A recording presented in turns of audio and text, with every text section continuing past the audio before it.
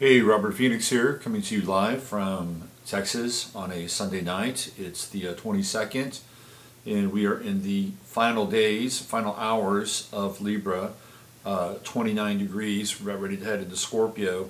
So many of you will be embarking on the first day of Scorpio tomorrow when you go to work. Not only is it the first day of Scorpio, but Mercury has also just entered Scorpio, so we have a Sun Mercury conjunction as Mercury moves just ahead of the Sun now in the morning sky. So it's going to be a fairly intense week as we begin to move away from the gaiety, the frivolity, and the celebrations of September and October, when we have the most birthdays, most recorded birthdays over any other given time of the year, and we begin our descent into darkness now as we embrace the depth, the power, the dynamism of Scorpio. Now the beginning of the week will be quite interesting because we'll have a Sun, Mercury, and Jupiter conjunction in Scorpio. Just be sure, just make sure I get my coordinates right. Let me go to AstroDienst and plug in, and we'll look at the chart of the moment, which I'm going to put up here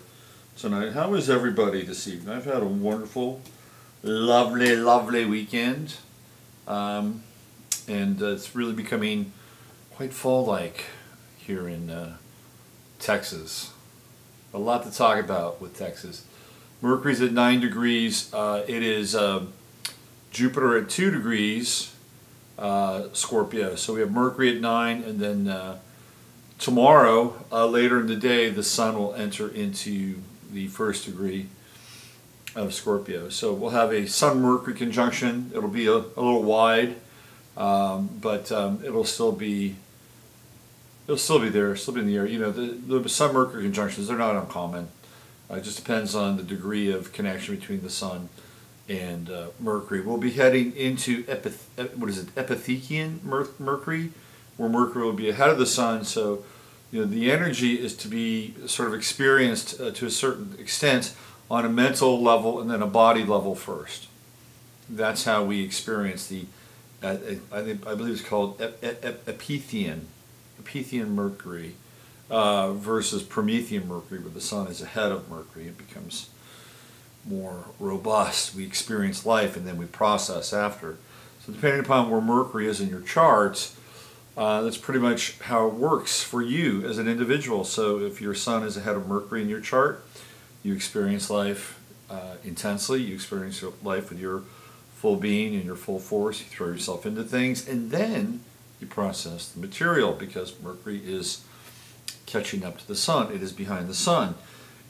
With Mercury ahead of the Sun, what we do is we wind up processing something on a mental level first, and then we bring it into our full being, and then we act based on what we're processing. It's two very different models of operation, two very different models of interacting, interfacing with reality. One tends to be a bit more cautious, a bit more heady, a bit more mental with Mercury in front of the Sun. The other tends to be less heady, less mental. It's kind of more Aries-like. Go do it, get into it, experience it, and then figure it out and process it later. So we have the, we will be moving into Sun-Mercury conjunction. It'll be wide.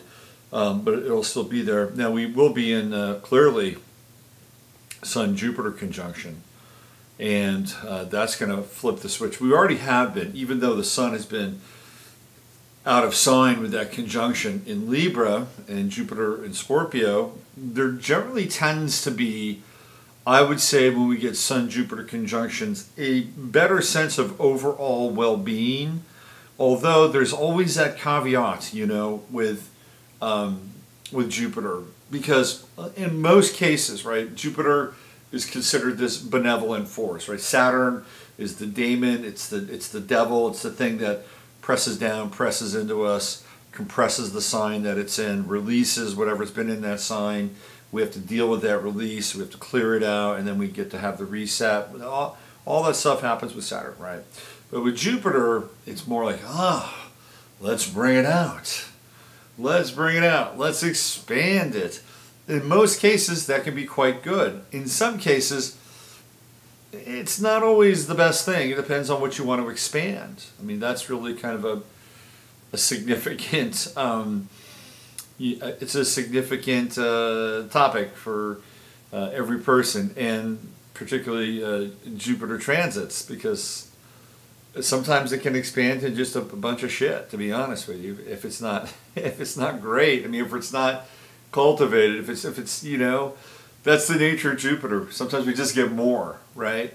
But in Scorpio, it'll be very interesting, because you know, we will have this sense of potentially feeling, oh yeah, you know, there's some well-being in my life. We got the two suns, they're teaming up, they're tag teaming to provide some level of more intense, deeper, expansive kind of interaction with life. How much are you willing to settle for, right? This is what the Jupiter-Sun conjunction basically sort of brings up in a person. How much are you willing to settle for?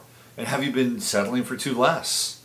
And wherever Scorpio is in your chart, this is where I miss the old days of Blog Talk Radio, because I talk about stuff and people call in, and you know, we talk about where Jupiter. I mean, those shows were really dynamic in a lot of ways, and I miss them. And I wish there was an easier way to do a live stream here. And I know that there's some people out there that have figured this out, but I wish I could do a live stream on YouTube and have audio at the same time, and have people actually be able to call in. If somebody could ever figure out a third-party client or tool that would allow people to just, you know, either through Skype or through Zoom or something else, be able to sort of interact with me. We're going to do that tonight, by the way. We're going to talk via your comments and questions over text tonight, and because I want to interact a little bit more. And I don't want to just, you know, be on full blast. So we're going to do that tonight, and I'll just cruise over and I'll see what kind of questions we have a little bit later. We'll let this thing ferment for a while.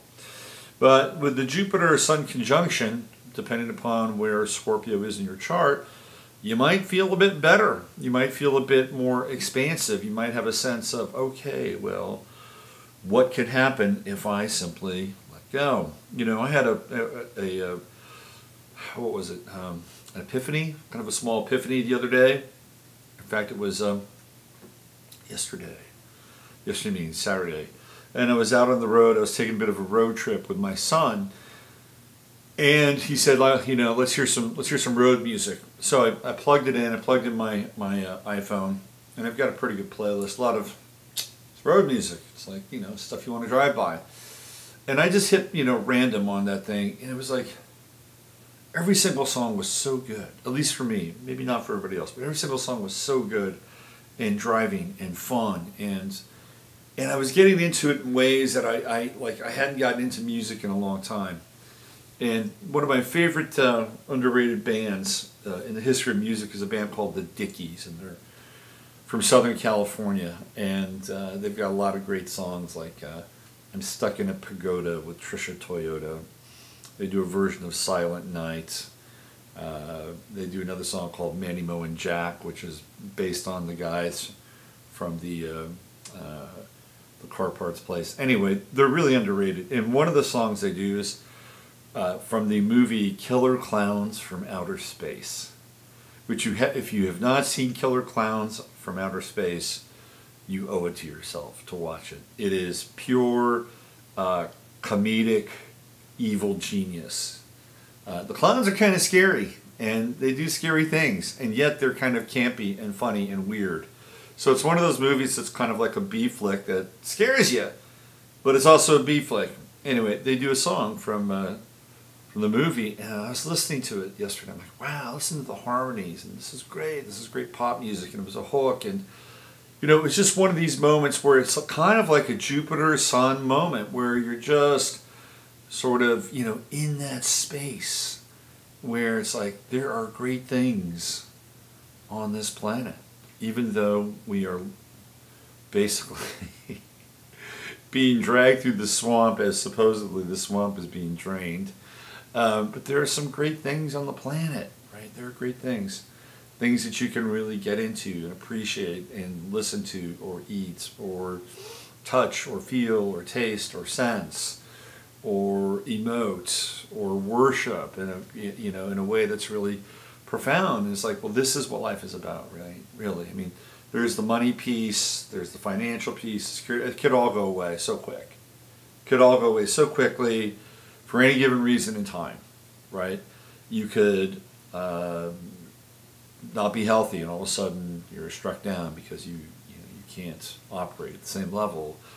A satellite from space could fall on your house. I mean, there's any number of things that could happen. And I don't want to dwell on something negative or depressing, but it's true. And so what do we have? We have these moments. We have these moments in time, and they're really, really important moments because in many ways they just slip by us. We lose them. They pass by us because we're so engaged with some kind of I don't know, tag team with the future in some ways. So this was a great epiphany for me as I was driving down the highway yesterday. And I think it has something to do with this Jupiter-Sun conjunction, because there's this ability, especially at the end of Libra, because really the Sun was at the end of Libra. What does Libra represent? Music and art and poetry and all those kinds of Libran things, and food. And then Jupiter and Scorpio is expanding it and taking it into an area of potentially, profound depth. Even though Jupiter is not in its best place, or Scorpio is not in its best place with Jupiter. That, of course, is for Taurus. But nonetheless, we will take on Jupiter and Scorpio, and we will allow its presence to be in our life, and we will work with it as a teacher to some extent, because all of these aspects are what? They're the gateway to the divine. That's what they are, gateway to the divine. And they open up aspects of ourselves and our relationship with cosmos, creator, all these things, right? Sometimes, we get lost a little bit on the way. So we have these signs and markers, these symbols, and these energies, these actual energies that promote internal growth and hopefully create better externalized relationships with one another. So the Sun is going away in Libra. It's at that 29th degree, the anaretic degree, the desperate degree where there's nothing left and you're clutching at vapors. If you're born on the 22nd of October, you are at that anaretic degree. This year, it looks like it's also kind of reaching into the 23rd a little bit. The Sun is going to shift because it is 29, 53, 57. So we're almost ready to move into Scorpio. The anaretic degree, which I've talked about before, is an interesting degree and one that I've struggled with, to be honest with you, because I'm born on the 22nd of September, and it comes with it a high degree of responsibility. Like I said before, people say, oh, wow, you're born on the 22nd. That's a master of numbers. You know that? Ooh, wow, what a great. And it's like, there's a lot that goes along with being born with the 29th degree, the anaretic degree. It's really, one of the hardest things with that anaretic degree is, first of all, getting used to the sign. It's getting used to the sign. It's like I've got to figure out this whole Virgo thing in this lifetime. It's like you can't go beyond 29, buddy. You're stuck here. Yep, those 3 planets in Libra calling you over. Hey, come on over here. Water's warm, food is good. Yeah, come on over. No, it doesn't really work that way. So I have to do the Virgo trip, and I have to figure it out as part of my life lesson. But the challenge with that is that there's not a lot of energy left in the sign itself. So we grapple, we wrestle with the actual physics of the sign in some ways. The other thing with the 29th degree, the anaretic degree, and I've seen this in my life, and I've seen this in other people's lives that are born on that 29th degree, is that they will move down a certain path and a certain sort of plan of action, and then all of a sudden drop it. And I've done this quite a few times in my life, and sometimes it was good, and sometimes I probably should have gone a few steps further just to continue the journey. But this is often one of the cases of the 29th degree, is to go down a certain path and all of a sudden do an about face or take a hard left. I've done it. And if I have any advice to people out there who have a 29 degree sign, it is when it gets tough in some ways. But you have to really be aligned, and you have to figure out what's going on in your chart your heart, mind, and soul, that you push through the aneretic effect, which is to drop something or to cut it off, or because there can be some real there's some real benefits to following through with something and continuing the process. And sometimes I even get this with the work. I mean, moment of honesty, confession here. Sometimes I say to myself, well, hey, you're going to be an astrologer for the rest of your life. Is that what's going to happen? And I say, well, what am I doing here, right? Maybe I should be doing something else. Maybe I should go, I don't know, build houses for Habitat for Humanity or something. I don't know. It's like, but I often ask myself this case. And then what happens is that I will kind of go down this path. And it's like, well, what happens if I wasn't an astrologer? What happens if I wasn't doing my work? What would I be doing? Oh, I'd be doing something else. It wouldn't be all that terrible, to be honest with you. But it crosses my mind. And then I get into this kind of existential place, and then I come back again, and then I realize that this is what I'm here to do. I keep coming back to that 29th degree in order to theoretically be of service and help people and finish whatever it is I've started off with. And yes, I know the Progress chart offers up a very different version of reality for us. My Progress chart is, I'm actually at the end of Scorpio. I think I'm like a 27 or 28 Scorpio in my Progress chart. No, it's not that quite. No, I think it's 25 Scorpio. So I'm headed towards Progress Sagittarius in my Progress chart. I can't wait. Speaking of Sagittarius, that's where the moon is, and it's at 7 degrees. So when you wake up tomorrow, you'll be waking up to a Sagittarian moon, which you may or may not be able to see, but certainly you might be able to feel. The Sagittarian moon is a moon that is expansive and demands emotional expression. And we are just coming right into the sort of the edge of the new moon and kind of the beginning of the first quarter moon. So it's a moon that is on the wax. It is lively. It is sparking. And in Sagittarius, you've got to be able to emote at an authentic level. That's the way it is. And the Sagittarian moon is also probably not the best moon to start back to work on Monday. Unless, of course, you're flying somewhere, and that might be interesting if you like where you're flying on Monday. Perhaps you're flying to an interesting place or semi-exotic. But if you're flying to, I don't know, Evansville, Indiana for some kind of 2-day auditing process that you'll be doing with somebody, Sagittarian moon might actually not work in your favor, to be honest with you. You may think, man, how come I can't just keep flying across that ocean and wind up in some exotic locale somewhere? Because that's the nature of the Sagittarian moon. It wants adventure. It is emotionally adventurous. Most people I know with Sagittarian moons are interesting people. Sagittarius, by and large, is an interesting sign. I mean, if you sit down with somebody who has some real estate in Sagittarius, I mean, you'll find that they're opinionated, but they're opinionated in ways that sort of orbit around these notions of truth and honesty and wisdom and big picture and philosophy. So if you ever want to, have an interesting conversation with somebody, go find somebody with some planets in Sag. They're not for everybody though, because sometimes people like Aries may not really enjoy hanging out with Sag. Maybe they like to go on a hike together, but they may not always enjoy having a conversation because Sagittarius can be a bit verbose, and Aries likes to get to the chase, right? Just get there. Tell me about it. So tomorrow, it's expansive on the emotional arena, and you might feel restless. If you're going back to work, I'm going to make a predicament or I'm going to make a prediction that the Sagittarian moon might be a bit too much for a Monday. Let's put it that way. Virgo moons are good for Mondays. You get up, I'm going to get organized. I'm going to get my shit together. I'm going to wake up a half an hour earlier, 45 minutes earlier. I'm going to do all those things that I said I was going to do yesterday, but I'm going to get them done early today. And that's your typical kind of Virgo moon. But then you also have to deal with other people's version of that as well. So tomorrow, just remember, we're all hanging out, and we're all sitting by the water cooler under the same moon, so to speak. And we're going to have 2 days of it. So enjoy. And by Tuesday, the moon is going to be conjunct Saturn.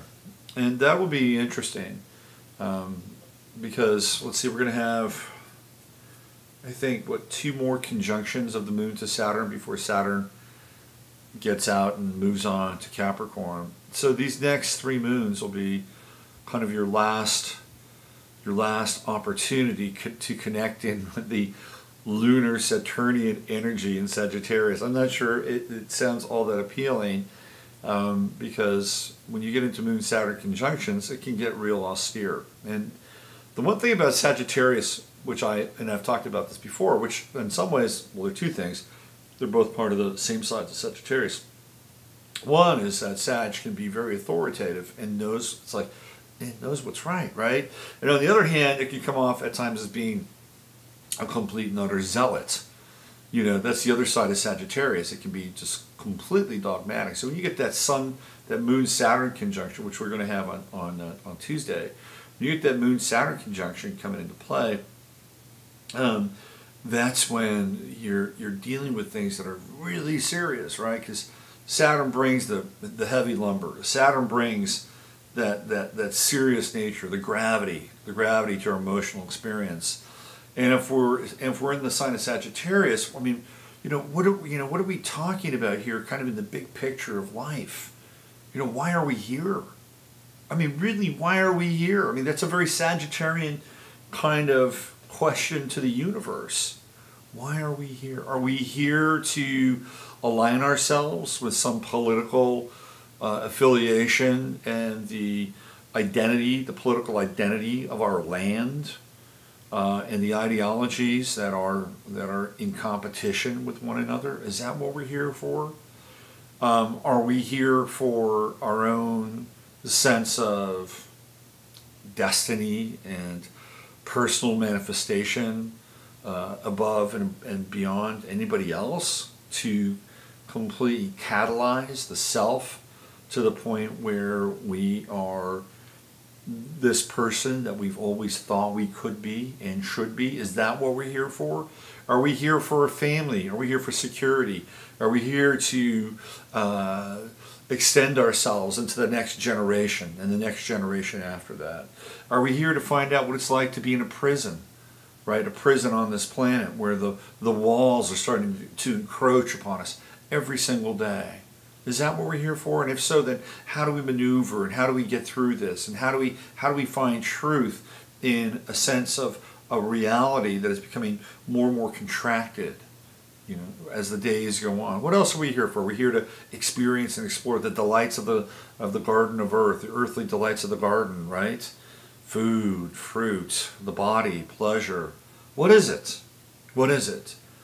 And what's beyond that? Are we here just to experience? Are we here just to create? Is this all just one kind of holographic tablet that we've been inserted into, and then once we understand that, we can do whatever the hell we want? So what are we here for? See, these are the questions that come up during the Sagittarian moon. And when it conjuncts Saturn, boy, those questions become not just big questions or large yearning, but there's also a sense of, to some degree, urgency when you connect Moon in with Saturn, especially in Sagittarius. Well, keep your eyes on Steve Bannon, by the way. Steve Bannon's been on fire ever since he's left the White House. And, of course, he's a Sagittarius. I probably have to bring his chart up. Maybe I should do a post on Steve Bannon, just put it up on the website. But Steve Bannon, I think, has really benefited from the Saturn conjunction to his sun. Now, you may not like him, you may not agree with him. I think Steve Bannon's an interesting guy. I don't agree with everything he says. I think he's got way too much love and affection for our friends over in that part of the world that keep making life difficult for everybody else in that part of the world.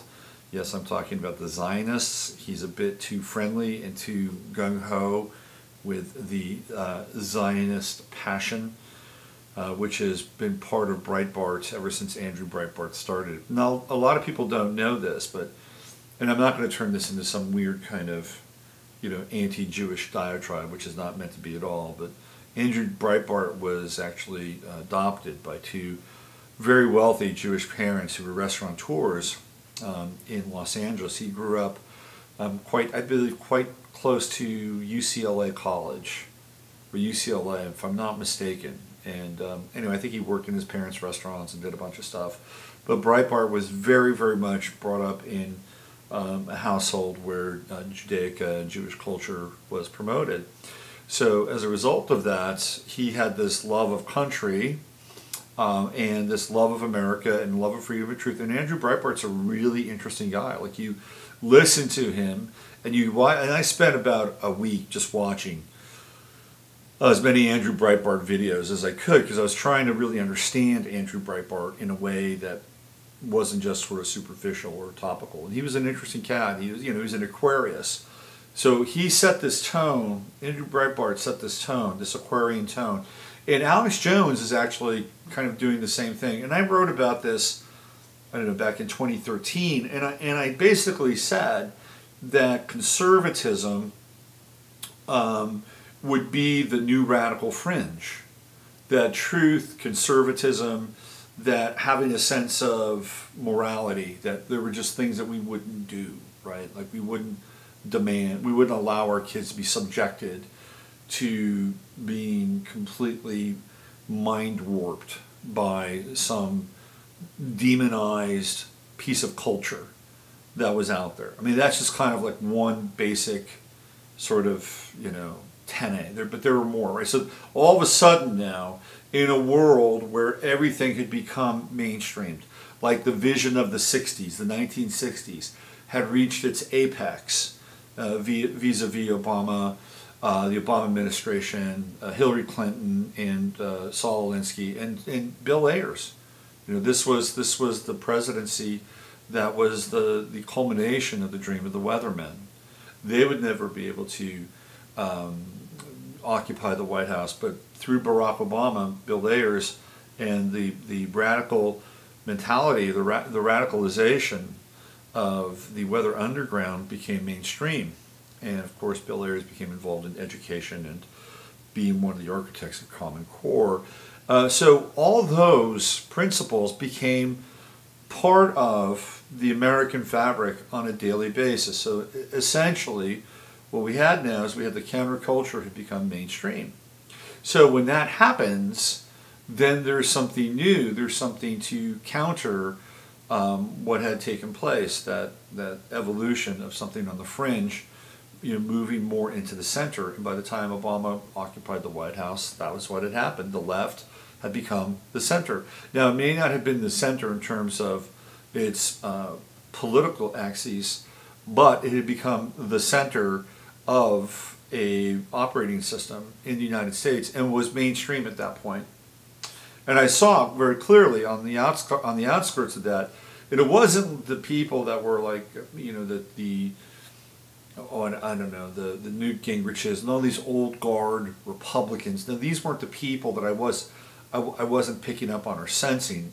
It was people like, even though I didn't really know Breitbart at that time, at least not to the extent that I did later on, it was people like Breitbart, and to some extent Alex Jones, and even the deplorables, the people that were being courted by Trump, that this was the new fringe, that this was the new counterculture, that this was the new outside. And it sounds very strange, because you would think that, walking around with a stiletto collar, a dog collar, and having somebody on the other end of that dog collar with a leash and showing up at work, that would be that would be considered radical or fringe or outside. And really, that's not the case, because if you did that, there's a really good chance you would not be fired.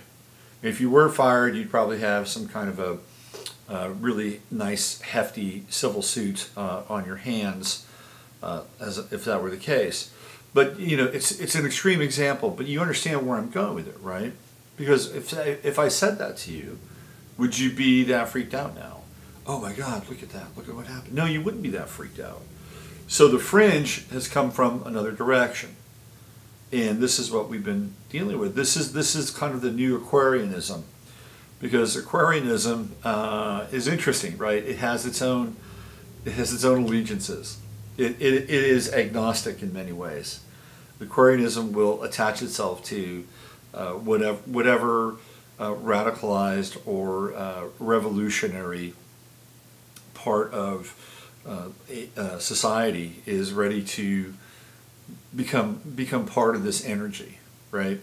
So anyway, it's an interesting piece. But getting back to Breitbart, he was very, very much engaged at that time when he started Breitbart with Israel. He would go over there, and they've got an office in Israel. So the whole Zionist core and core belief system is really ingrained in Breitbart. And it's also part of InfoWars. You cannot dislodge the two. It's really important to understand that. Like, Alex Jones may have some really interesting things to say, and I watch him because he's entertaining as hell. I think Alex is really entertaining, and sometimes I like some of the other people on there. But you have to understand that the core is not just Alex Jones. It is the neocons, and it is the Zionist ideology and the Zionist framework, which is at the center, really, in many ways, of both InfoWars and Breitbart. And probably Matt Drudge. I haven't looked into Matt Drudge all that much. I don't go to his website all that often. So that's what I'm referring to, right? And Bannon is an interesting character because he can speak the truth. I mean, when you hear Steve Bannon, you hear that Sagittarian kind of gravitas coming through. Like, when Steve Bannon speaks, you listen. I mean, like, you listen to the guy. You may not like him, but you listen to him. And it's funny because Bannon and Trump are opposite signs. Bannon's the Sag and Trump is the Gemini, and Trump's got his South Node and his Moon in Sagittarius. So Steve Bannon's sitting right on his South Node, and it's like, just from an astrological perspective, drop the ideology, drop your association with Trump or Bannon, but just drop your own ideology for just a second. But just from an astrological perspective, here's Steve Bannon's sun, right on Trump's South Node in Sagittarius. So he's there in some ways to put pressure on that point of vulnerability inside Trump's chart, which is what? Which is to tell the truth, which is to stay true theoretically to his mandates, which he's been somewhat slippery with. But just from an astrological perspective, that's why Steve Bannon and Donald Trump could not coexist in the White House. And I'd be very surprised I wouldn't be very surprised at all if Steve Bannon at some point did not just completely cut himself off from Trump. Because they were on two sides of that election, two different sides of that election that happened down in Alabama with Roy Moore. So it bears interest to watch. It's going to be interesting to see Bannon over the course of the next few weeks. He's really picked up momentum. He's really picked up steam, and I believe it's Saturn in Sagittarius in his relationship. I think he's got like 3 planets. Let's just look up his chart. Why not just let's just look up his chart? We're going to get into it. We're going to get into a few other charts tonight too. But Bannon can be very compelling in his own way. Because he's got gravitas, and Trump does not. All right, so let's just these people, Steve Bannon. Okay, so he's 5 Leo. Sorry, 5 Sag. 5 Sag. We don't have his birth time, so he's 5 Sag Sun. So Saturn has been around. Well, okay, I take that back. Saturn, okay, he's got Sun in Sag, 5 degrees, Venus, Mercury, and Saturn all in Scorpio. Okay, so Saturn has been in a process of clearing, like he's got a really interesting chart. If he had one planet in Virgo, he would have a locomotive chart. Classic locomotive, but he has Sun at 5 Sag, which is just in terms of the progression of the chart. It's the highest planet, not in terms of where it is in the chart, but He's got Sun in Sag, Venus, Mercury, Saturn in Sag, Neptune, Mars in Libra, and then Moon, Pluto in Leo, which is quite intense. And his moon is right on Trump's ascendant. There we go. That's interesting. So Bannon's sun isn't quite on Trump's moon. Let's see. Trump's moon is at what is Trump? I think he's around what 20, 21. So his sun is a bit off. But still, in terms of style and proximity, Bannon's sun in Sagittarius, Sun's moon in Gemini, which is opposite. I'm sorry, Sun's moon in Sagittarius and Sun's south node in Sag are in astrological proximity to Bannon's sun. So Trump can't get away with things from Bannon. That's just the way, that's how it works, right? But Saturn has been clearing everything in his chart, which is interesting. So if we go back to Saturn in Libra, which we went through during, what was it, like 2009, roughly, about end of 2009 up till 2012 when it went into Scorpio.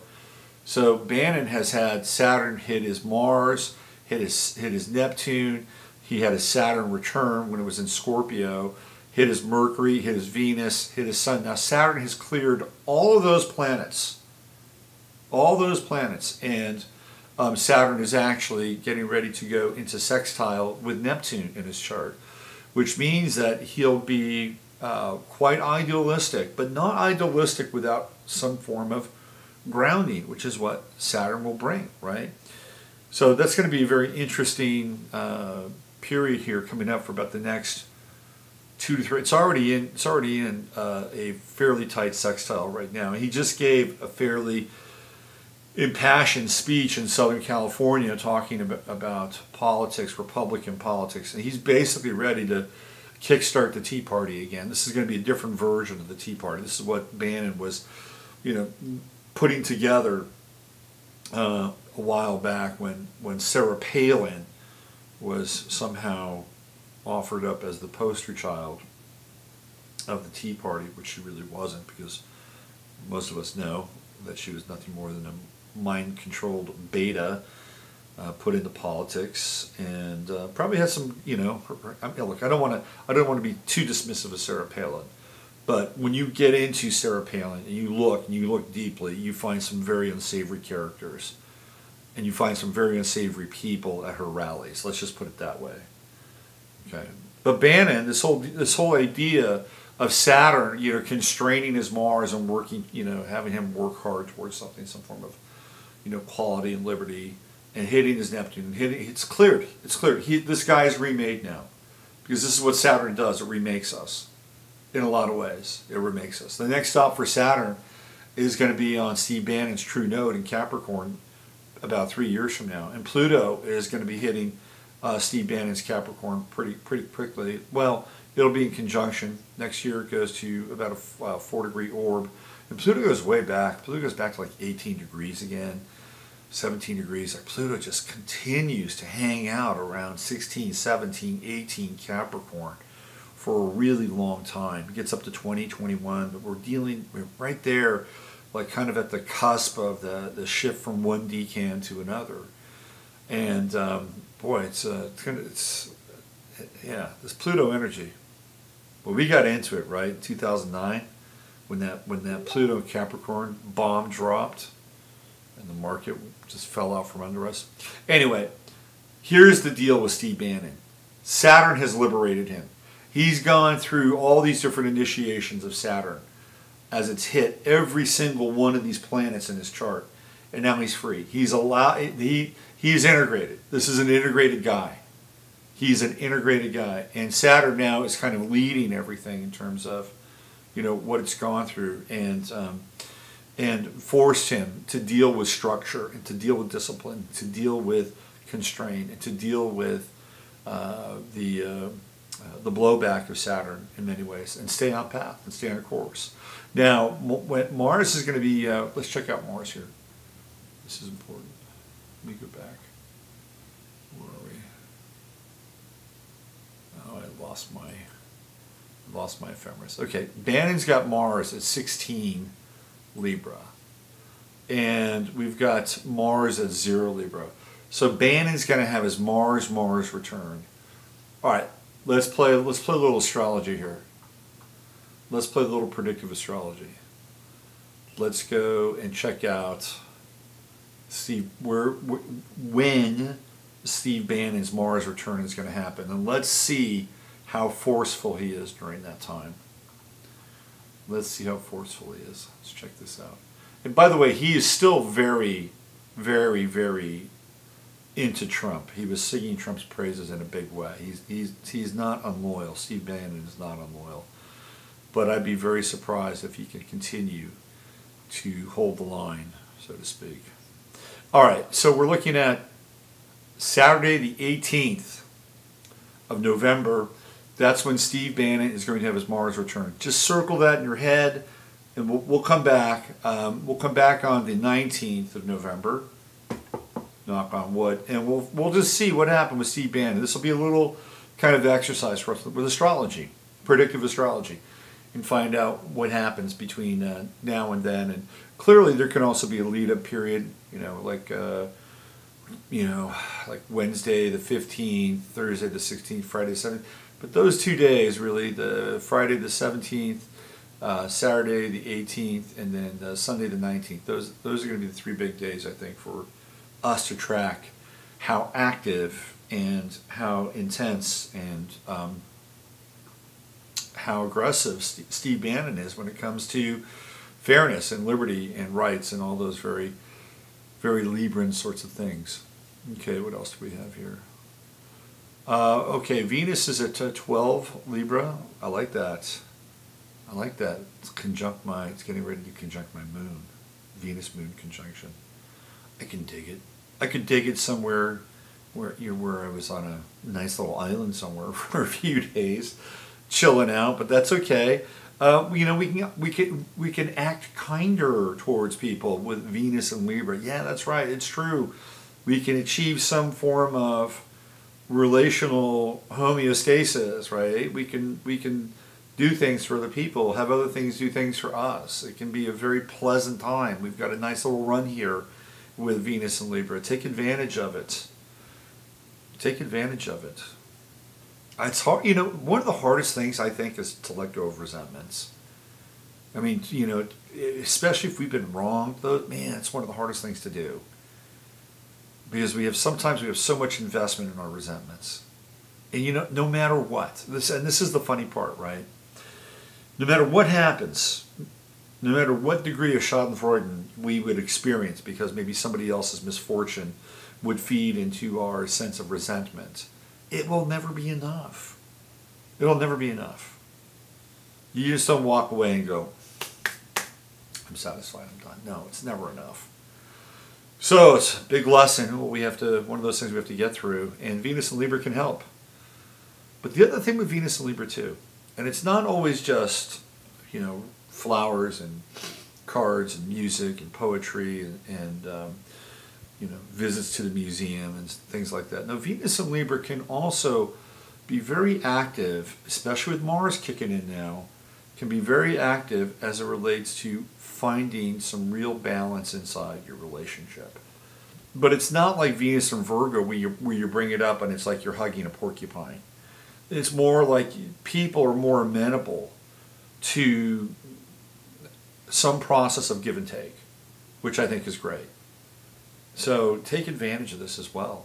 It's going to be around and with us for a few weeks. So revel in Venus and Libra, and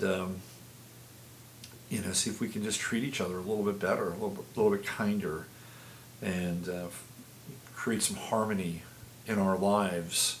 Because Mars and Libra is it's coming, right? It just happened right now. It's at 0 degrees, Mars and Libra, and I was talking with Regina Meredith about this, and we're going to have our interview air in about a week, I think. And if you look at the progress chart of the United States, progress Mars is in Libra and progress Venus is in Aries.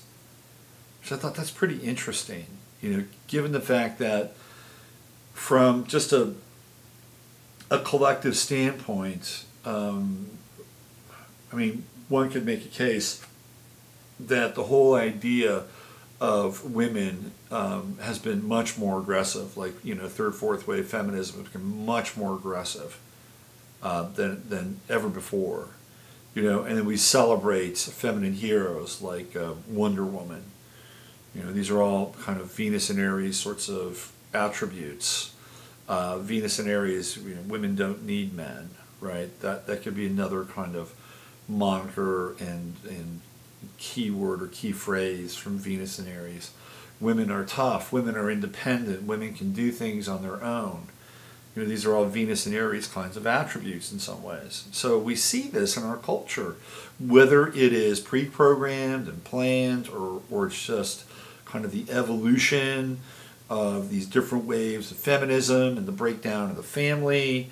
Whatever it is, it's there. We can see it. Mars in Libra, Mars being male energy, is more Libra, and so men tend to be more feminized, theoretically, with Mars in Libra. And we can see this in the progressed chart of the United States. It's very interesting. It's an interesting dynamic, and it's not one that's going to change anytime soon based on the progressed chart. So we have Mars in Libra now, and Mars in Libra is great when it has a cause. So get ready on the social activism front. Here comes Mars. Now, look, we may find with Mars in Libra that we've reached some form of equilibrium when it comes to causes. Perhaps, just perhaps, we've reached the end of protesting or taking a knee before the end. Because apparently, we would know this though, because the NFL has not been showing the national anthem before the beginning of football games. They stopped doing that about 2 weeks ago because they were getting blowback and people were getting pissed off and they were stopping to watch the games and stopping to go to the games. And their bottom line was threatened. Meanwhile, you have these activist players, some of whom have ties to Black Lives Matter. Now, I can't completely map it out, but I guarantee you Michael Bennett is involved in Black Lives Matters. I guarantee you he is. Yeah, I guarantee it. Why not? But CC Sabathia guaranteed a win last night. That didn't work out too well, did it? Anyway, athletes are Mars, and Libra is balance. It's equilibrium. So maybe they struck a deal with Roger Goodell last week, and the Players Union are going to do something different. Who knows what they're going to do? But it's not quite over yet, is it? It's really interesting, too. This is just a notice. Just a notice. I've been watching kind of this, how do I say this, extracurricular activity, even though it's happening inside of games. I know a lot of you don't care about sports, but I watch it because, number one, I still like sports. Number two, it also gives me an insight into what's going on in the country to a certain degree.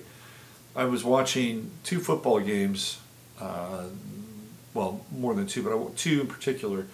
On Thursday night, I was watching a game between the Oakland Raiders and the Kansas City Chiefs. And at one point, there's a guy by the name of Marshawn Lynch, which is an interesting name because you have Mars in there, right? You have Mars, you have Lynch. Also, this connotation with hanging and lynching. It's a very interesting name. Oh, and by the way, his nickname is the Beast. The Beast, and he goes by Beast Mode. That's Marshawn Lynch. Took a year off from football, had kind of an interesting time. You see him pop up on YouTube videos doing wheelies on a bike in Scotland and stuff like that. I was like, man, this guy's using his time off well. And then he decided to come back and play football. Wrong idea, bad idea. How many times you see people retire and come back? It's very difficult. It's a very, very... I remember one time I had this job as a mail carrier. It's one of the best jobs I had. I left it, and then I came back, and I was terrible at it. I kept making mistake after mistake. And my time was up. My time was up. I had my chance. I had my window. I had my opportunity. It's very hard to come back once you retire. And he's been completely ineffective as a runner. And he's been all about Marshawn Lynch. And the other night, he came running off the sideline. He came running off the sideline during the game because there was some kind of scruffle going on in the game. And he decided to get involved, and he shoved a referee. I'm like, you got to be kidding me. I mean, you don't see this in pro football. And he left. The game, well, he got kicked out. And then he showered. He watched the game up in the stands. Then he rode BART. from the Colosseum. He wrote Bardot. He's a man of the people. And then today, there's another very outspoken guy. And Lynch is pretty outspoken, too. He doesn't speak a lot, but he takes a lot of Instagram photos, and he's clearly very anti-Trump. And then you have this guy, Doug Baldwin, who's kind of the opposite of Marshawn Lynch. And he's actually a really thoughtful guy. He went to Stanford, and he's got a very strong sense of social activism. But, you know, he's been angry. And today, he shoved the offensive line coach on the sidelines of the Seahawks game. So I'm watching these things. And then last 2 nights ago, Stephen Curry, another guy who's been pretty vocal, did not get a foul call go his way, and he took his mouthpiece out of his mouth. He wears one of those mouth guards, and he threw it at the ref, and he got thrown out of the game. You know, so it's really interesting watching what's going on with athletes, particularly from football and basketball, not baseball. Baseball doesn't give a shit. Baseball's in its own universe. But what's happened is we've had this maelstrom of anger and frustration and resentment that's been whipped up. And you're starting to see now kind of the cracks in the program or the cracks in the model. Because with all the resentment and anger and frustration that's being whipped up, is taking a knee really just going to take care of all of that? Is it going to just exercise all that anger, resentment, and frustration? No, I don't think so. There has to be some other kind of more visceral outlet or release of whatever it is these people are feeling and dealing with and stirring up and, how do I say this, amplifying in a lot of ways. It's a spirit that's being amplified. It's a spirit that's being amplified. And I'm watching it, and it's kind of disturbing, to be honest with you. It's almost as if there's no sense of, not a sense of control, but there's no filter. It's like the filters and the governors are just being kind of blown off of the system. So here's Mars and Libra. It's just come into Libra. What's going to happen? You know, Mars and Libra needs a cause. If it doesn't have a cause, Mars and Libra can be argumentative. It can be passive-aggressive. So it's fresh. It's fresh. Now, you know, what's going to happen here now with Mars and Libra? But, you know, are we going to see more boots on the ground, feet on the streets? Are we going to see Antifa getting ready to launch, or getting ready to launch and unveil their massive street protests that Alex Jones has been talking about? Well, we're coming up on that time. What is it, November 4th, November 7th? That's roughly, what are we talking about, about 10 days from now? Mars is still going to be in Libra. It'll be in second decan Libra, so it'll be in the Aquarian decan, which might make sense if you wanted to start a revolution. Mars and Libra, Aquarian decan. Anyway, just in your own life, pick your battles wisely. Choose your battles wisely. We already talked about Saturn in Sagittarius. It's at 23 degrees now, and the last chance for truth and freedom and democracy, theoretically, before we move into Saturn in Capricorn, when it gets heavy. It's going to get heavy. We know it is. We can see it. It's coming. It's been coming for a while. And the reality is that we're going to have to deal with it. So one of the things that I talked about on Friday's show was, how do we begin to reclaim the Capricornian, Saturnian sovereignty in our lives? Well, I got an email, of course, from the lovely Shauna Home, who told me all about how she was able to deal with a very pernicious little issue that has to do with our health mandate, and how she was able to circumvent it in a way that was legal. So what we're talking about here is we're talking about understanding natural law, common law. We're talking about the whole concept of being sovereign. Now, probably You should have been studying this with Saturn in Sagittarius so you could put it into action in Saturn in Capricorn, but it's never too late. And that's a very, very, very, very deep rabbit hole and takes a lot of cojones and a lot of commitment, but it may be our only way out, boys and girls. So Saturn in Capricorn might see a rise in people actually getting themselves really free. Really free, but they're going to have to do it. They're going to have to deal with the system. They're going to have to deal with the beast, which is Saturn in Capricorn. Uranus is in Aries. It's gone retrograde, 23 degrees, so it's going backwards. And we're going to have it around again until May of next year. The Uranian piece is how do we use our power, right?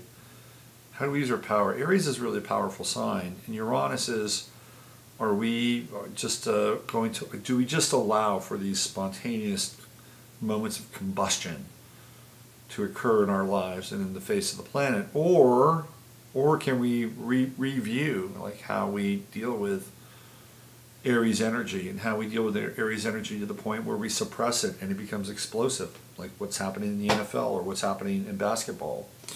Neptune at 11 degrees, it's going retrograde. Oh my God, these retrograde planets. Neptune's going retrograde and it is headed backwards again. Swords go backwards. Neptune is slow. It is the sloth planet of the universe, with Pluto not too far behind it. Depends on the Pluto. Depends on the Pluto cycle. Pluto's moved forward. It's at 17. Capricorn. True node is at 21. 21 Leo. 21 Leo. So we are getting ready to go through that. So with the true nodes, we go decan reverse, right? So that would be the Sagittarian decan of Leo. And the next decan of Leo would be the Aries decan. And finally, as it gets into the final 9 degrees, we go into the Leo decan itself. So we're still in Sagittarian decan with the true node. And then Chiron is in Pisces, and that's also retrograde as well. Okay, why don't I do this? Why don't I get into some questions tonight, see if anybody's there, see if anybody's hanging out. Let's see, what do we have? Okay, let's just check in. Let's see, we have Alex or Alan, look it up. Hi, Robert. Let's see, what do we have here? Evil Genius. Here's Darcy. Hi, Darcy. There's Judy. Hi, Judy. Okay, there's Suze. Hi, Suze. Isn't Saturn in Capricorn until 20? Yes, it is. Yes. So, well, it goes into Capricorn in 2018. So 2023. Well, it's actually 2021. 2020, 2021. You do Vedic. Okay, Avril. Okay. Hey, listen. Here's Daniel. Hi, Daniel. Anybody out there have a question, and hopefully I can answer it, go ahead and hit me. Just type it. Type it into the chat box there, because I'm going to interact. I'm going to interact with you guys tonight. Questions? And Darcy, Avril, I'm going to get back to you. I believe it's 2021, if I'm not mistaken, with Western Placidos. Let's see. All right, what do we got?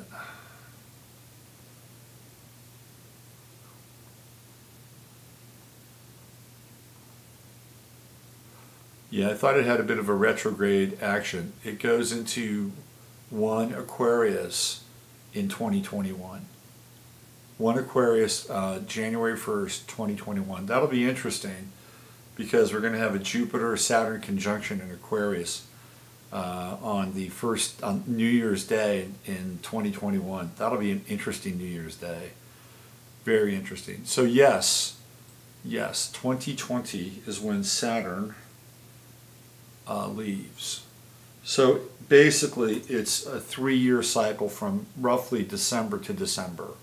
Right, December 2017 to December 2020, because that's when it goes into the last day of Saturn in Capricorn. Happens to be on the 17th of December. So it's basically 3 years because it goes into Capricorn in December this year. So 3 years, 2017 to 2020. All right, let me get back into the chat. Questions? There's Madeline Shockley. What is a progress chart? Okay, Daniel. Yeah, there's, hey, 2 Madelines. Okay, Daniel, so a progress chart is a chart that is used to track the progressions of certain planets, mostly the Sun, the Ascendant, the Moon, Mercury, and Venus, because those are the planets that actually move with considerable degree in a progress chart. Mars, Saturn, the true node, Jupiter, Uranus, Pluto rarely move very much. And how it works, with the exception of the Moon, is the Ascendant, Sun, Mercury, and Venus move a degree per year, roughly, a degree per year. So most people will go through 3 progress signs over the course of their lifetime. The Moon changes signs every 2 years in a progress chart. Hi, Paula, nice to see you. So the Moon changes signs roughly every 2 years in a progress chart. So for instance, I am now a Capricorn rising, even though I was born as a Scorpio rising. So my ascendant has changed roughly 3 signs. I am a Scorpio sun now, and my birth sun is Virgo. So I've changed roughly 2 signs. Again, most people change 3 signs over the course of a lifetime. It's kind of like, to some extent, it's like, here's where the progress chart really comes into play. If you have been, let's say you're around 56, 57, 58, so let's say you're down the line, you're past your second Saturn return, it's a good chance you've nailed down a lot of the challenging aspects of your natal chart. So what do you do after that? Well, then you look to the progress chart, because there's new things that you can take on. There's new kinds of challenges, there's new kinds of opportunities, there's new kinds of novelty through the progress chart.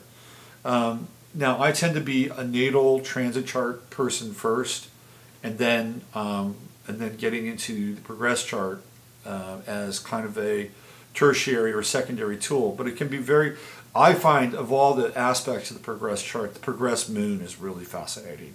Like, you can see, like the day that my moon entered into progress Scorpio.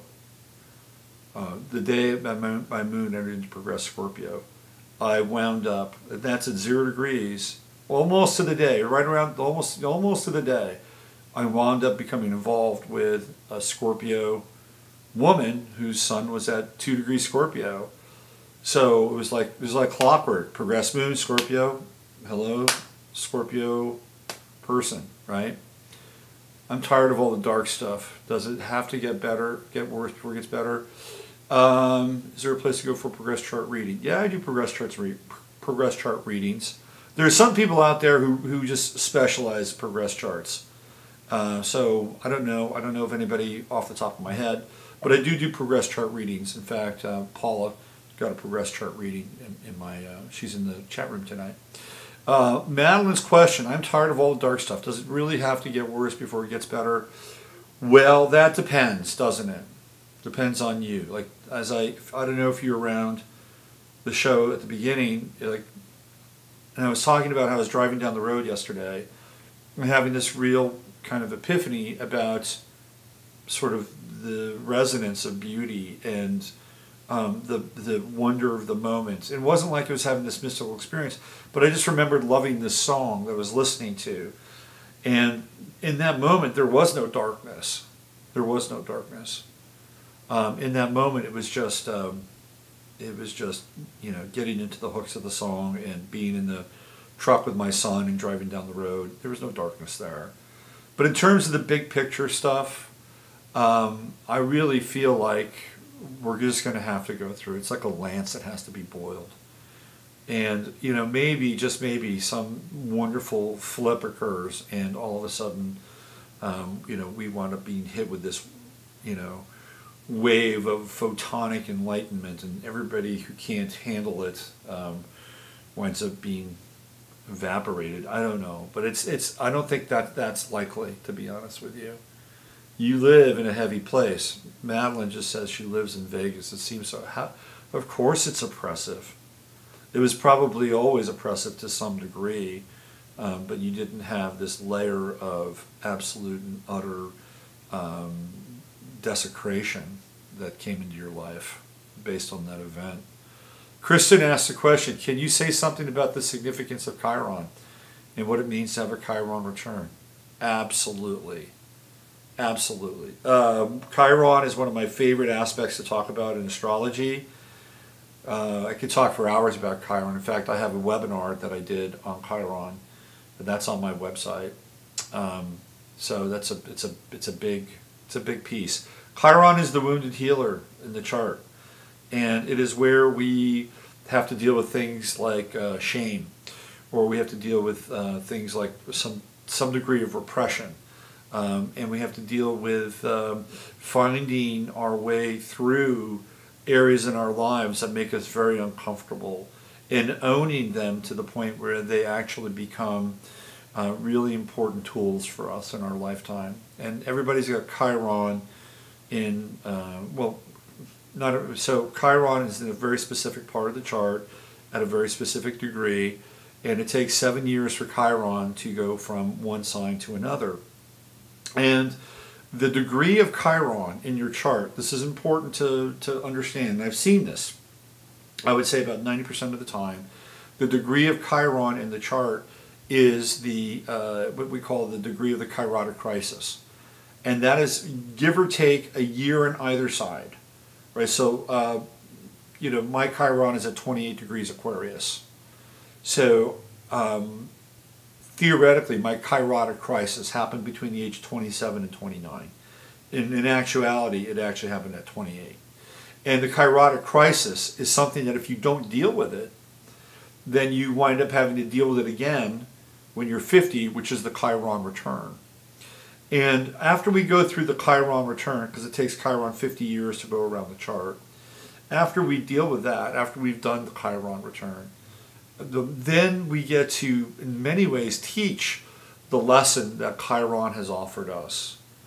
And we get to become integrated. Chiron himself is a very interesting character. He was a centaur, and Chiron itself was discovered in 1977. And it is between Saturn and Uranus, and they've got these, I think it's part of what the Kuiper belt. I think these are pieces of the Kuiper belt, and they're large, very large chunks, which sometimes get sucked into Saturn's orbit and they become moons of Saturn. But they discovered in 1977 that Chiron has an orbit. They're able to track this orbit. It's kind of an irregular orbit, but they've found this orbit with Chiron. And then you go back now, because of the ephemeris, they can go thousands of years back. And even though Chiron wasn't discovered, just like Uranus wasn't discovered, you can go back in time and you can see where those were. But because of its proximity between Saturn and Uranus, it represents the Saturnian and Uranian pole in our lives. Saturn says do the right thing, get a job, get married, have kids, toe the line, don't get out of line, stay in line, whatever the line is. That's the Saturn sort of side of Chiron. And then the Uranian side of Chiron says blow it all up, do something different, be creative, take the road less traveled. And so most of us, dance between those two polarities for the majority of our lives. And some people are very Saturnian. And if they're too Saturnian, when their chirotic crisis comes in, they'll get whacked. And they'll wind up having to go through the Uranian side, and their life gets turned upside down. This is what happens with Chiron. And in order to deal with Chiron, sometimes what we do is we go to the other side of the sign. Because let's say, for instance, you have been living, the Chiron is doing that really well. Yes and no, Clay. Clay just said that's not necessarily true per se. I would say that when you hit the Chiron return, you've got an opportunity to go through the wound and integrate the wound. And I can only speak for myself from experience and how that impacted my life, which I've talked about before. I don't want to spend a whole show on it. But essentially it was about healing my mind and being able to deal with the force. It's a very complex. Chiron is very complex. You know, because if you're really Saturnian, right? If you're really Saturnian and Uranus says, blow up your life and do something different, most people don't want to do it, right? Most people don't want to do it. But what happens is that people will jump to the other side and go to the other sign. Now, Madeline says, can you explain why there is so much disclosure in so many areas? Uranus is conjunct my natal Chiron. Uranus is also opposite my natal Uranus. Okay, so transiting Uranus is conjunct your natal Chiron. And so Daniel, you're all about freedom right now. You should be about just blowing your minds. You should just, yeah, there you go. There's Linda jumping in. Often have opposite kind. That's true. That's true. So yeah, it's about blowing your mind and exploding. Thank you, Linda. But Madeline, I want to know more about your question. It says, can you explain why there is so much disclosure in so many areas astrologically speaking happening now? I don't know. I mean, I'm not sure what you mean by that. You mean in terms of exoplanets and things like that? I tell you what's really interesting is that when I started to do this, basically in 2009, and the internet was a tool, but it is exploded. It's so. I mean, it's not just the internet, but it's the internet's relationship with astrology and astrologers in general. I mean, the internet has become kind of like this incredible linear accelerator with everything, and that includes astrology. So you have a lot of people exploring different things, different aspects. Oh, pedo stuff. Oh, evil and government. Oh, okay. Well, I think it's because now we have a community, right? This goes back to let's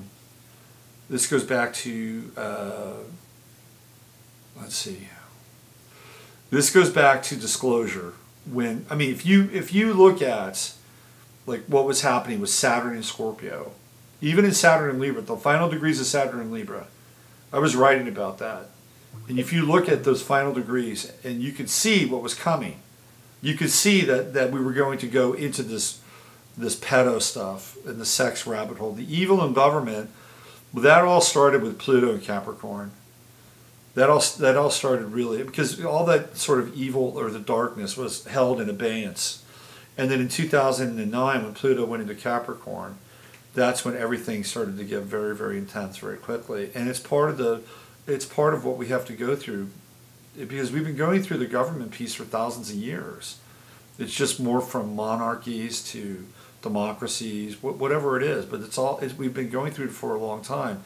So Pluto is our opportunity to look at it from many different aspects and understand how power becomes unabated, unchecked power becomes such a force of abuse and just rampant corruption that we get to have a chance to look at it in a way we've never done before.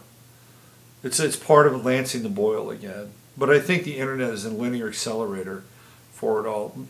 People approaching Chiron return have, okay, do you think astrology helps us figure out what lessons our souls agreed to learn? Yes, it does, absolutely. And we can see this in relationships inside the chart. Clearly, with relationships, it's a very powerful tool, right? Like, I'll give you an example from my own life. My son is a Pisces, and he's around my south node in my chart. He's not on it, but he's around my south node. And I've had Neptune sort of around my south node, transiting Neptune around my south node, and getting close to his sun. And it's been a very interesting time because, I've had to get in places of unconditionality with him because, of a not so harmonic relationship with his mother. And I've had to let go of certain things. So from a soul perspective, yes, it's a very, personal and tender experience that I've had to go through these periods where I've had to kind of surrender and let go. And so through relationships, clearly it happens. There are times where we have events in our lives, like a Uranian event or a Plutonian event, where theoretically, we have tests, we have tests to deal with. In terms of things that are taken from us, or things that are removed from us, or things that we lose, or things that we have to really commit to and struggle to fight for. But also there are other tests that are not always theoretically all that dark. Sometimes a test can come when we're doing incredibly well, and we have this sense of largesse in our lives, and we take things for granted, and we take people for granted. I mean, that can be a Jupiter transit, and everything's just really, really great. And really what you really need to do is just take a step back and say, you know what? I really need to enjoy this moment, but I also have to keep it in perspective, because there are times where we lose ourselves and become too full of ourselves, when things can be too good, too outrageous, too fortunate. So yeah, I mean, astrology can teach us a lot about our soul's journey. I do, as part of the everything reading, I look at the draconic chart, which is the chart of the soul, which is a very interesting chart. And that gets us into kind of why we came here. That's a whole other discussion. What else? What is the life path about? Mine is a 9. Mary, nines are idealists. They're gentle souls, right? Nines are really, really gentle people. And they're idealists, and they're artists, and they're poets. And sometimes earth is really hard for nines. So one of the things that a 9 has to do is a 9 has to make sure that they are being fed really, really good inspirational and spiritual mana. It's really important, really, really important. And there's some transcendent kind of quality with 9s, and helping other people and being selfless. That's another kind of component of the 9. So a 9 life path is a beautiful life path, and it's kind of a life path as an example that one would set for another. What else do we have? The inconjunct, yes. Do you know if it is common for people with Chiron, let's see, opposing natal Pluto to have physical issues, pain, etc.? I would say absolutely. Absolutely. I'm assuming that your natal Pluto is in Leo, and your Chiron would be in Aquarius. Is that right?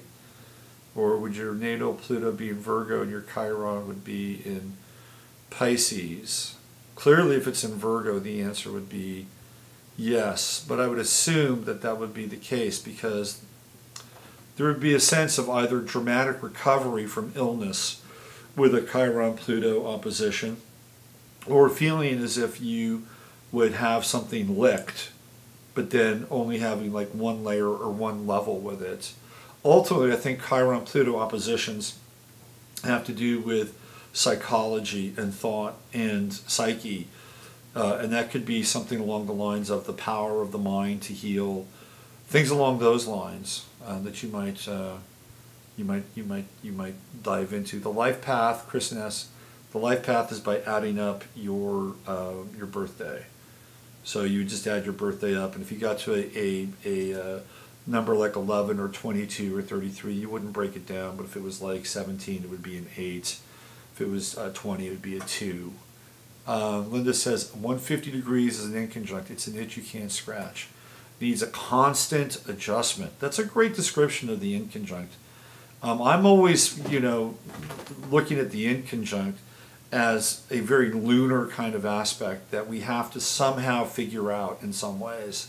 That we can't use our rational minds in order to understand the aspect. And so we have to feel our way into it. And so the inconjunct to some degree takes some risk, because it is a non-linear or non-logical relationship with aspects, or with two planets at 100. I think the inconjunct is fascinating. To me, it's one of the most fascinating aspects. It's a minor aspect, but it's a minor aspect that can take a lifetime of reconciliation, to be honest with you. Okay, how about Anna? She says she's a 1. Hi, Christine. Nice to see you here. Anna is, she says, what's the life path for 1? Well, 1s make things happen. It's the life path of, of the person who acts, not the actor, like somebody who puts on a face or a mask. It's somebody who acts. It's somebody who's engaged in action and manifestation, the actualization of will. It's the essence of the individual. It's representative of Aries and the magician. The 1 life path is a person that takes charge. And sometimes, you know, it sounds great, right? Oh, hey, you got the one life path. But sometimes, you know, people of one life paths get tired of taking charge.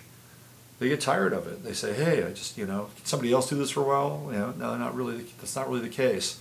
One is also a life path of heroism and bravery. And, you know, it's, again, it's very, very Aries-like, but it's about understanding you as an individual and what you're capable of. Twos are about, you know, what you are as an individual and how you are with another person. That's not what it's about for one. Kristen says she's a 7. That is the life path of the mystic. That is a mystical life path, understanding the mysteries of existence. 7s tend to be heady and intellectual. Your wife's is the one, yeah. There you go. So the 3 life path is a nice one. Threes get to kind of play and explore and experiment and learn new things. It is not one of the heavier life paths. Christine is a 5. That's dramatic. 5 is a heavy life path. It can be a heavy one. People go through intense and powerful, at times real pivotal, deep change. You know, but it's a very soulful life path. The 5. You come in as a 5. You're here to experience a lot of intensity. It's very 5s to me tend to be very scorpionic in some ways. All right, it's a nice little chat here, and nice little Q&A with us tonight. It's really great to connect with you guys, because a lot of times, you know, it's just me you know, chatting into the ethers, and it's you know, kind of a nice group, because I see a lot of you, you know, here on Sunday nights. And Daniel's a guitar player. There you go. I bet Daniel, I bet you do a lot of things. I bet you got quite a few skills there, having being the 3 life path. Why don't we do this? I just want to, you know, let me do one more chart for tonight, because we're about an hour 20 in here. Let me do one more chart for tonight, and this is an interesting chart. At least I think it's interesting. 6 is about duality. Paul, I think 6s are more community oriented. You know, 6s tend to be community oriented. They're psychic. They tend to be intuitive. Both family oriented, but community at large. They're people that have to, you know, need a connection with sort of this sense of other people, the greater whole. But they're also 6 of all the numbers. To me, 6 is very Cancerian. It's very, very Cancerian in a lot of ways. By the way, the numerology stuff I get into on the everything reading. We break that down with the everything reading, which again I'm having a special on. This week I'm taking $50 off the everything reading. So if you're interested, that's over on my website. And I've already taken off the $50 price. So it's discounted now. All right, here's what I want to do. I want to bring in a chart. I guess I could bring in 2. Why not? All right, here. Let's do this one, because these guys are born right around the same time.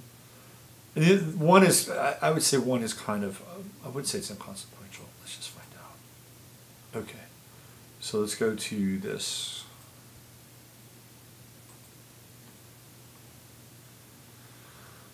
Okay, what do we got here?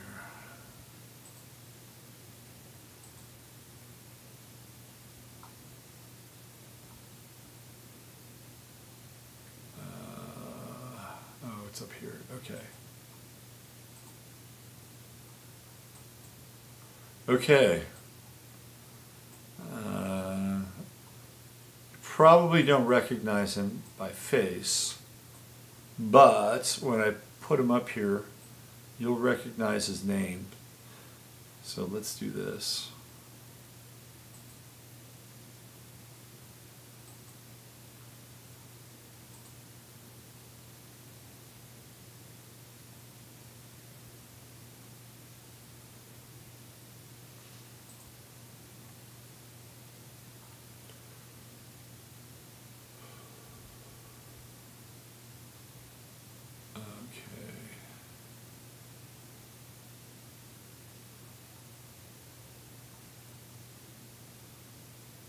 Let's see what we got here. 2ATW. Right here.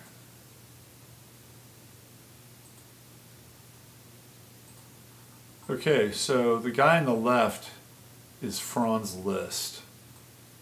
And it is his birthday. It is his birthday today, 22nd. And the thing so Liszt is an interesting character because he's one of the first rock stars of music. He was not known primarily as a great composer, but what he was he was an amazing piano player. And he had studied with, well, first he saw him perform.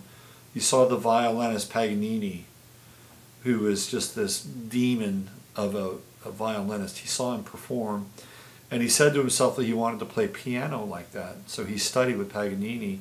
And Liszt is really kind of the first rock star. In fact, they made a movie called Listomania. Ken Russell did it, and Roger Daltrey played Liszt. But one of the things I loved about this chart is look at his hair, right? Look at his hair. And this guy is like 29 degrees Leo rising. Isn't that right? He's 29, anoretic. Franz Liszt had Leo hair well into his 60s. And this guy was a total dandy. He studied in Paris, but he really got into like alcohol and tobacco. Those were the vices back then. But he also had a real struggle with religion. Like he wanted to be religious, right? And look where his true node is. His true node is in Virgo, and his south node is in Pisces. And he struggled with religion and belief most of his life. In fact, I think at one point he was turned away because he wanted to be a monk or something. But then, towards the end of his life, he winds up actually converting and becoming like a bishop or something. So this whole like Virgo Pisces drama got acted out all throughout his life. But he was given to excess, obviously. He was very, very, very into his persona. Like I said, he didn't write. Liszt is not known for his great symphonic works, but he is known for being probably the most amazing pianist of his day. He also had a daughter who would wind up marrying Richard Wagner, so he became Wagner's father-in-law, which is quite interesting.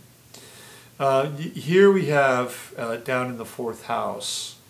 We have a lot of his Sagittarian planets. There's the moon there, Neptune, Saturn, and they're all kind of squaring against Pluto, right? And the moon in Sagittarius, because we're talking about moon in Sagittarius, kind of wants to be wild, right? It wants to emote, it wants to express, especially with this wide conjunction with Neptune. But there's that Saturn piece, right? There's that Saturn wanting to somehow bind the Saturnian effect to the moon in some ways. And it's very interesting that this gets worked out, again, over the course of his lifetime.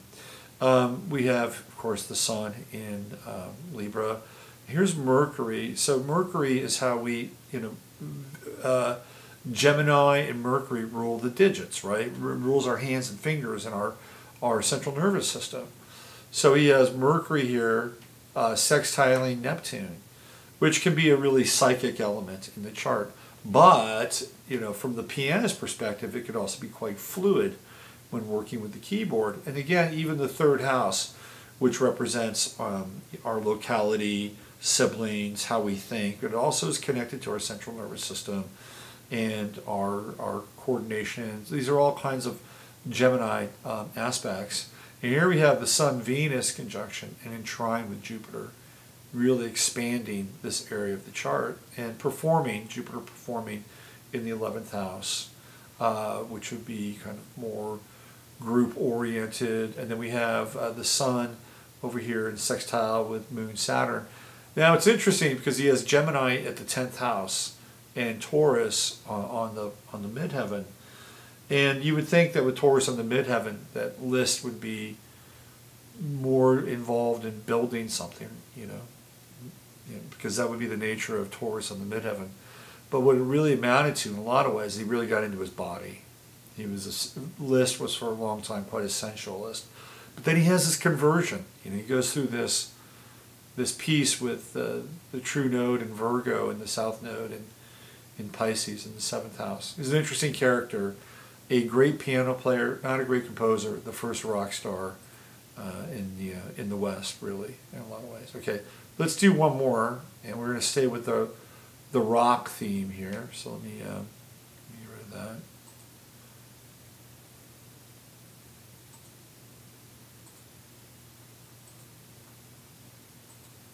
Okay, so here we go.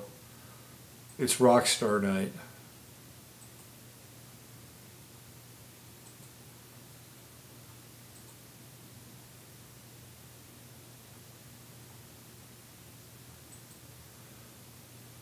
Some of you may not recognize this guy either. He's actually born in the same day as Liszt. That's Stiv Bators, who is a lead singer for a band called The Dead Boys. And then he went on to also sing for a band called The Lords of the New Church, who wound up becoming very interested in Aleister Crowley, which was the New Church. Not a bad band. Now the reason why I'm bringing him up, only because, not because just because it's his birthday, but there are some very interesting pieces here. One in particular that I wanted to show you. So this is Stiv Bators' chart. I was actually a fan of this group, the Dead Boys. I loved their first record, Young, Loud, and Snotty. They're out of Ohio. So he died in June in 1990. I'll tell you how he died. Let me just find the right piece here. June, if I'm not mistaken, June 10th, 1990. Okay. So here's what happened. He was in Paris, and he got into a car accident in Paris in 1990. I believe it was June 10th. Let me just make sure. Let me get my...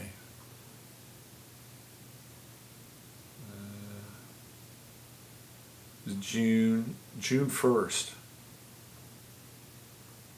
It was June, hold on, June... No, it was June 10th. I'm not mistaken. 1990.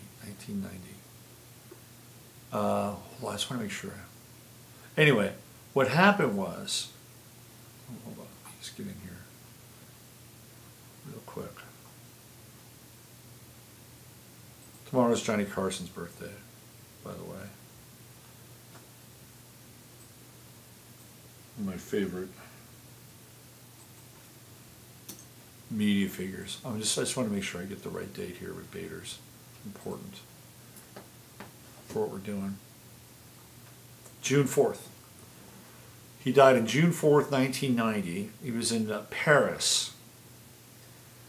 And he was hit by a taxi in Paris. So I decided, and he died shortly thereafter. So here's what happened though. He went to the hospital and they released him. It wasn't like he got hit by a taxi and he died. He went to a hospital and the hospital released him. And I thought, well, that's interesting. Well, he died of a concussion.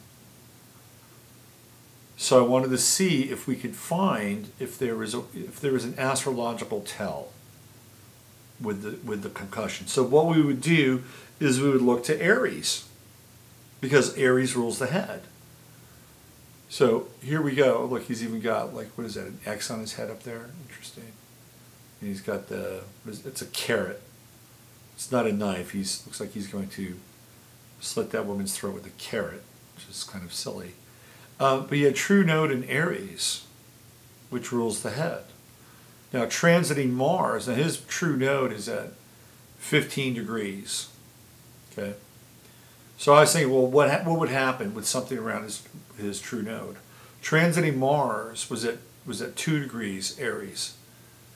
So it was Mars in Aries. And what he has here, so you look around and say, okay, well, what's going on? You know, is there an aspect that Mars is, you know, hitting, or, you know? Well, if you look down in his second house, he has Uranus in Cancer. And Uranus is at, what is it, 5, looks like. Let me just see here. I think it's 5. Anyway, so Mars transiting Mars was squaring natal Uranus in the second house. Now this is his chart for Ohio, Youngstown. But this happened in Paris. I should do a relocated chart. I didn't have time here. Maybe I'll do a relocated chart for the show, for the site. But I thought that the Mars transit and square to Uranus was interesting, in that it would be sudden, right? There would be this sudden thing that would impact him, and impact him from an Aries position in the chart, which would be the head, and Mars getting ready to conjunct. It was about 10 degrees off the true node. So it was about 10 degrees off of the south node as well. And like I said, I was trying to find out, where I could see the potential for a head trauma. And it was this Mars transit to Uranus, which would be quite sudden in some ways, and delivering a blow to the head. Anyway, this is Stiv Bators, who's no longer with us, former lead singer of the Dead Boys. You can look at the midheaven. It's Aquarius, which is rebellious. Punk rock was built on rebellion. Johnny Rotten of the Sex Pistols in Aquarius. It's an Aquarian art form. Okay, why don't we shut it down tonight? I just wanted to see if we could find that Aries perspective, that Aries blow, the sudden blow to the Aries head. Let me just see what we got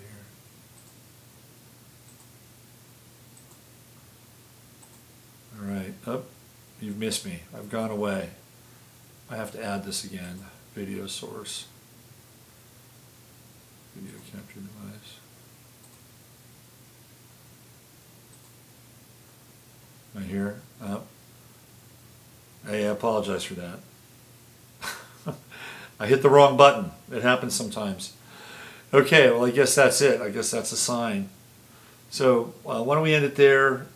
And listen, we're on this path together, and it's a really unique and fascinating and magical path. And we're all part of the deep learning experience for being in the Earth suit together.